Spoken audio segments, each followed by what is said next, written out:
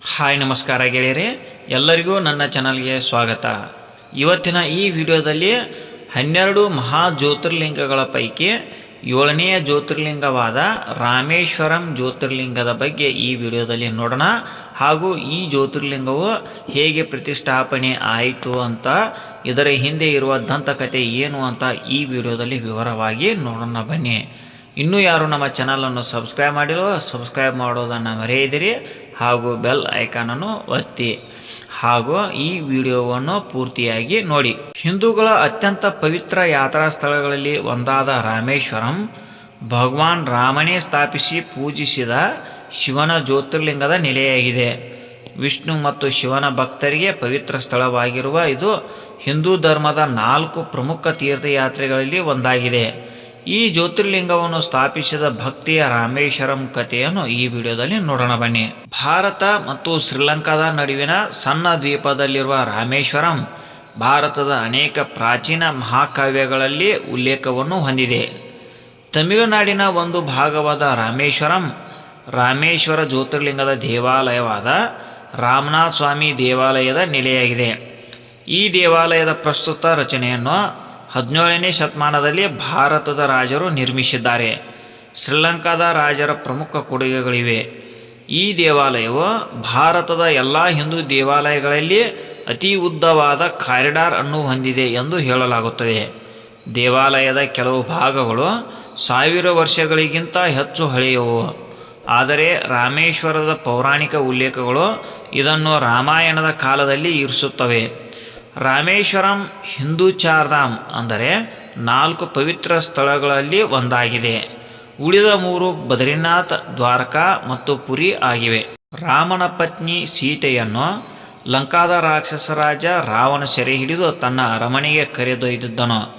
ಸೀತೆಯನ್ನು ಹುಡುಕಲು ಮತ್ತು ರಕ್ಷಿಸಲು ರಾಮನಿಗೆ ವಾನರ ರಾಜ ಸುಗ್ರೀವ ಸಹಾಯ ಮಾಡಿದನು.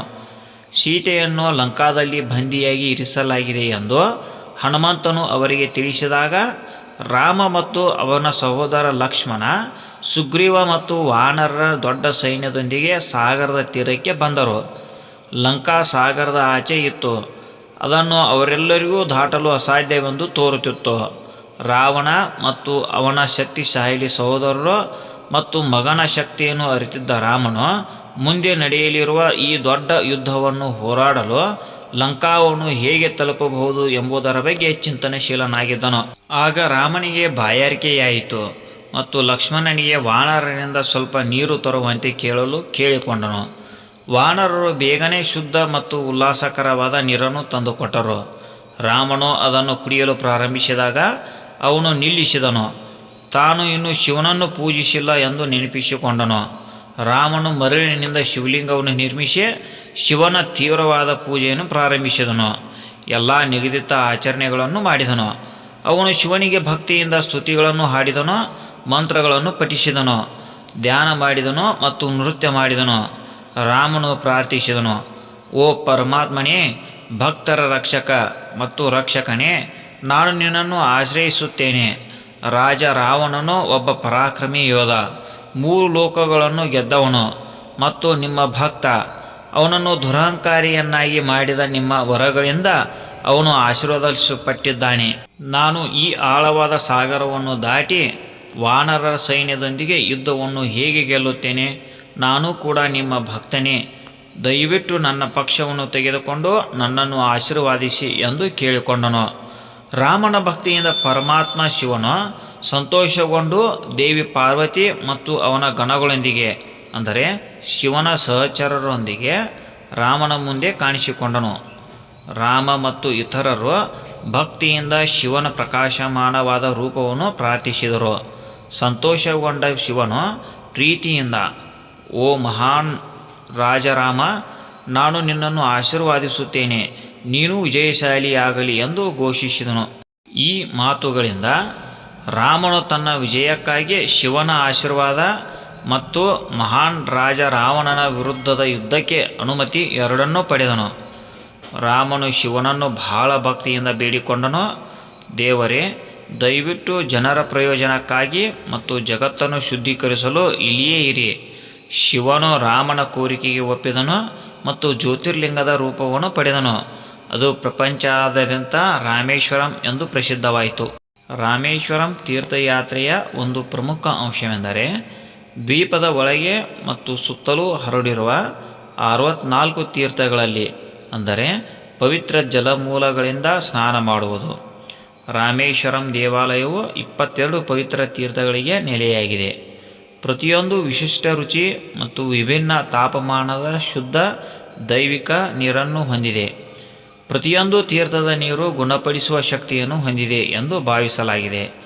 ಇತ್ತೀಚಿನ ವೈಜ್ಞಾನಿಕ ಅಧ್ಯಯನಗಳು ಈ ನೀರನ್ನು ಪ್ರತಿದಿನ ಅನೇಕ ಜನರು ಬಳಸುತ್ತಿದ್ದರೂ ಬ್ಯಾಕ್ಟೀರಿಯಾದ ಅಂಶವಿಲ್ಲ ಎಂದು ತೋರಿಸಿವೆ. 22 ಸಂಖ್ಯೆಯು ರಾಮನ ಬತ್ತಳಿಕೆಯ 22 ಬಾಣಗಳನ್ನು ಸಂಕೇತಿಸುತ್ತದೆ ಎಂಬ ನಂಬಿಕೆ ಇದೆ. ಈ 22 ಪವಿತ್ರ ಕೊಳಗಳಲ್ಲಿ ಸ್ನಾನ ಮಾಡುವುದು ರಾಮೇಶ್ವರಂ ತೀರ್ಥಯಾತ್ರೆಯ ಅತ್ಯಗತ್ಯ ಭಾಗವಾಗಿದೆ. ಪ್ರತಿದಿನ ಬೆಳಗ್ಗೆ 4 ಗಂಟೆಗೆ ನಡೆಯುವ ಮಣಿ ದರ್ಶನದೊಂದಿಗೆ ಧಾರ್ಮಿಕ ಸ್ನಾನಗಳು ಪ್ರಾರಂಭವಾಗುತ್ತವೆ. ಮಣಿ ಅಥವಾ ರತ್ನವು ಸ್ಫಟಿಕದಿಂದ ಮಾಡಿದ ಸ್ಫಟಿಕಲಿಂಗವಾಗಿದೆ. ಮಣಿ ದರ್ಶನದ ನಂತರ ಬಂಗಾಳ ಕೊಲ್ಲಿಯ ಕಡಲ ತೀರದಲ್ಲಿರುವ ಅಗ್ನಿ ತೀರ್ಥ ಎಂದು ಕರೆಯಲ್ಪಡುವ ಮೊದಲ ಮತ್ತು ಪ್ರಮುಖ ತೀರ್ಥದಲ್ಲಿ ಸ್ನಾನ ಮಾಡುತ್ತಾರೆ. ಅಗ್ನಿ ತೀರ್ಥದ ದಂತಕಥೆಯು ರಾವಣನ ಮೇಲೆ ವಿಜಯದ ನಂತರ ಸೀತೆಯೊಂದಿಗೆ ರಾಮನ ಹಿಂತಿರುಗುವ ಪ್ರಯಾಣಕ್ಕೆ ಸಂಬಂಧಿಸಿದೆ. ಬ್ರಾಹ್ಮಣ ಮತ್ತು ಶಿವನ ಕಟ್ಟಾಭಕ್ತನಾಗಿದ್ದ ರಾವಣನ ಹತ್ಯೆಯು ಬ್ರಹ್ಮಹತ್ಯ ಪಾಪಕ್ಕೆ ಕಾರಣವಾಯಿತು. ಇದಕ್ಕಾಗಿ ರಾಮನು ಅಗ್ನಿ ತೀರ್ಥದಲ್ಲಿ ಶಿವನನ್ನು ಪೂಜಿಸುವ ಮೂಲಕ ಪ್ರಾಯಶ್ಚಿತ್ತ ಮಾಡಿಕೊಂಡನು. ರಾಮನು ಅಗ್ನಿ ತೀರ್ಥದಲ್ಲಿ ಸಮುದ್ರ ನೀರಿನಲ್ಲಿ ಸ್ನಾನ ಮಾಡಿದನು ಮತ್ತು ಅಲ್ಲಿ ಸ್ನಾನ ಮಾಡುವುದರಿಂದ ಹಿಂದಿನ ಪಾಪಗಳಿಂದ ಮುಕ್ತಿ ಪಡೆಯುತ್ತಾಳೆ ಎಂಬ ನಂಬಿಕೆ ಇದೆ. ಸೀತೆ ಬೆಂಕಿಯಿಂದ ಅಥವಾ ಅಗ್ನಿ ಪರೀಕ್ಷೆಯಿಂದ ತನ್ನ ಅಗ್ನಿ ಪರೀಕ್ಷೆಗೆ ಒಳಗಾದ ಸ್ಥಳ ಇದು ಎಂದು ನಂಬಲಾಗಿದೆ. ರಾಮೇಶ್ವರದ ಕಥೆಯ ಇನ್ನೊಂದು ಆವೃತ್ತಿಯಲ್ಲಿ ಅಲ್ಲಿ ಶಿವನ ದೇವಾಲಯವಿಲ್ಲದ ಕಾರಣ ರಾಮನು ಹನುಮನನ್ನು ಶಿವನ ವಾಸಸ್ಥಾನವಾದ ಕೈಲಾಸ ಪರ್ವತಕ್ಕೆ ಲಿಂಗವನ್ನು ತರಲು ಕಳಿಸಿದನು ಎಂದು ಹೇಳಲಾಗುತ್ತದೆ. ಆದಾಗ್ಯೂ ಹನುಮನು ಪೂಜೆಯ ಶುಭ ಸಮಯದೊಳಗೆ ಹಿಂತಿರುಗಲು ಸಾಧ್ಯವಾಗಲಿಲ್ಲ. ಆದ್ದರಿಂದ ಸೀತೆ ಮರಳಿನಿಂದ ಮಾಡಿದ ಶಿವಲಿಂಗವನ್ನು ಪೂಜಿಸಲು ಹೇಳಿದಳು. ರಾಮನು ಪೂಜಿಸಿದ ರಾಮಲಿಂಗ ಹಿಂತಿರುಗಿದಾಗ ಪೂಜೆ ಈಗಾಗಲೇ ಪ್ರಾರಂಭವಾಗಿದೆ ಎಂದು ನೋಡಿ ಹನುಮಂತ ನಿರಾಶೆಗೊಂಡನು.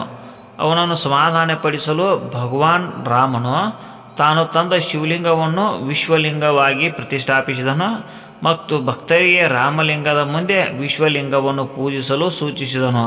ಈ 2 ಲಿಂಗಗಳು ರಾಮೇಶ್ವರಂ ದೇವಾಲಯದ ಒಳಗೆ ಇವೆ. ರಾಮೇಶ್ವರಂ ದ್ವೀಪದ ದಕ್ಷಿಣ ತುದಿಯಲ್ಲಿ ಧನುಷ್ಕೋಡಿ ಎಂಬ ಪಟ್ಟಣವಿದೆ. ಅಲ್ಲಿ ರಾವಣನ ಸಹೋದರ ವಿಭೀಷಣನು ರಾಮನಿಂದ ಆಶ್ರಯ ಪಡೆದಿದ್ದಾನೆಂದು ನಂಬಲಾಗಿದೆ. ದುರಾದೃಷ್ಟವಶಾತ್ ಇಡೀ ಧನುಷ್ಕೋಡಿ ಪಟ್ಟಣದ ಜನಸಂಖ್ಯೆಯು 1964ರಲ್ಲಿ ರಾಮೇಶ್ವರಂ ಚಂಡಮಾರುತ ಅಥವಾ ಧನುಷ್ಕೋಡಿ ಚಂಡಮಾರುತ ಎಂದು ಕರೆಯಲ್ಪಡುವ ವಿನಾಶಕಾರಿ ಚಂಡಮಾರುತದಲ್ಲಿ ಸಾವನ್ನಪ್ಪಿತು. ಧನುಷ್ಕೋಡಿಯಲ್ಲಿರುವ ರಾಮ ದೇವಾಲಯ, ಕೋದಂಡ ಸ್ವಾಮಿ ದೇವಾಲಯ, ವಿಭೀಷಣ ದೇವಾಲಯ ಎಂದು ಕರೆಯಲ್ಪಡುತ್ತದೆ. ಇಡೀ ಚಂಡಮಾರುತದಿಂದ ನಾಶವಾದ ವಿನಾಶದಿಂದ ಬದುಕುಳಿದ ಏಕೈಕ ರಚನೆಯಾಗಿದೆ. ರಾಮನು ರಾವಣನನ್ನು ಸೋಲಿಸಿ ಕೊಂದ ನಂತರ ಅವನು ಈ ಸ್ಥಳದಲ್ಲಿ ವಿಭೀಷಣನನ್ನು ಲಂಕಾದ ರಾಜನಾಗಿ ಪಟ್ಟಾಭಿಷೇಕ ಮಾಡಿದನು.